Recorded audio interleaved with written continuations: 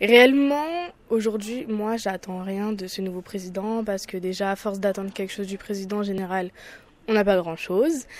Et parce que plus les années passent et plus je me lasse de la politique en fait. Et je sais plus quoi attendre de qui, donc j'attends plus rien comme ça, pas de déception. Pourtant, t'as que 19 ans. Oui, j'ai 19 ans. Après, la politique, depuis qu'on est petit, on est soumis à des votes. Même quand on est en cours, en CP, on doit élire nos délégués ou des choses comme ça. Et quand on élit quelqu'un qui fait pas ce qu'il dit ou quelqu'un qu'on n'a pas choisi, parce que...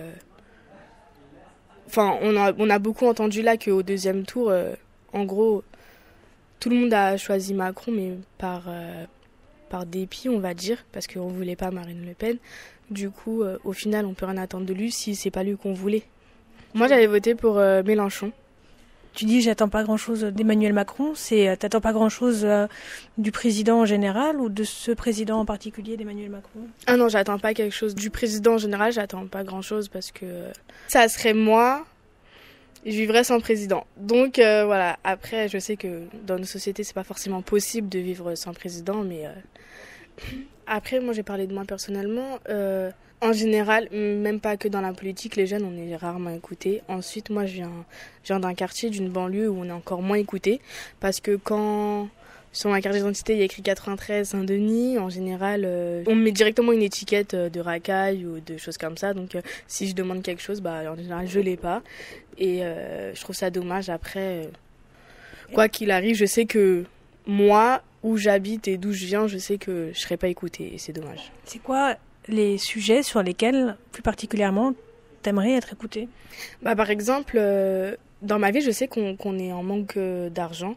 C'est-à-dire que, par exemple, dans notre AMJ ou dans les centres de loisirs, si on veut faire des sorties, des choses comme ça, on les a pas. Par exemple, les seules sorties qu'on peut faire, c'est au bowling et tout. Oui, d'accord, c'est bien. Mais, par exemple, on fait pas de sorties culturelles. Ou très peu. Par exemple, j'étais en terminale L. Donc la culture et les choses comme ça, on étudie. Mais par exemple, en mon année de terminale, j'ai fait aucune sortie au musée ou dans les choses comme ça, alors que je trouve que ça peut être super intéressant. Et au jour d'aujourd'hui, on se plaint de la criminalité dans le 93, mais on fait rien pour les enfants depuis qu'ils sont petits. Il y a rien pour eux, il y a rien pour les aider à s'intéresser à l'école, il y a rien pour les aider quoi en fait. Ça a été un gros problème dans ma jeunesse, on va dire. Moi, j'ai la chance que mes parents s'intéressent beaucoup à la culture, donc ils m'ont beaucoup emmené au musée, des choses comme ça. Mais je sais que tout le monde n'a pas cette chance et je trouve ça dommage parce que je pense que ça pourrait intéresser plusieurs personnes. Et en fait, je pense qu'on devrait prendre ce problème dès plus petit, dès la primaire.